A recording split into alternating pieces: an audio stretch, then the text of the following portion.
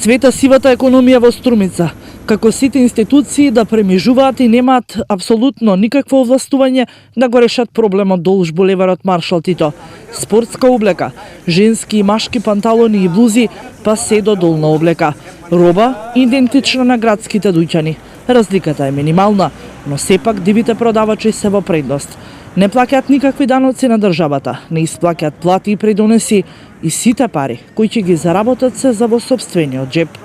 Денеска не е пазарен ден во Струмица, но главната булеварска улица која што води до центарот на градот наликува на пазар неотворено.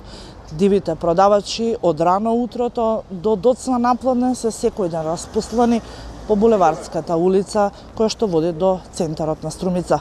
Дуќанџиите им се комши, но се револтирани што никој како и да не ги преметува нивните колеги, кои не само што им сметаат на муштериите да влезат кај нив, туку им ја продаваат и истата роба. Велат дека немаат проблем да им бидат конкуренција, но не пред нивните објекти. Лојалната конкуренција се она ништо не плаќа. Тука се сите плаќаат кири, придонеси плаќаат, плати треба да делат. И тоа е.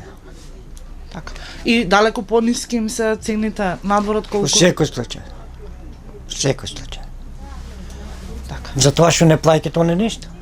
Никакви даноци не плаќаат на државата, не плаќаат ништо и на неки се исплаќа да бидат поевтини.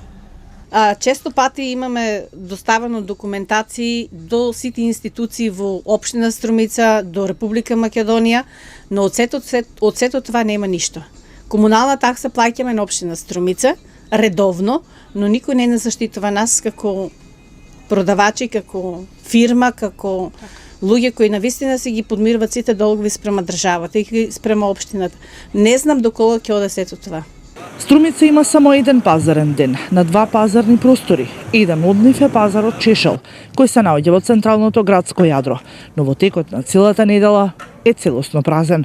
Истиот е со 4450 метри квадратни, 285 слободни тезги за различна стока и 20 тезги за храна. Односно, место каде што овие луѓе на место на главниот булевар, робата можат слободно да ја продаваат овде. Ке се разбудат ли институциите и конечно да го решат долгогодишниот проблем во градот под царевите кули.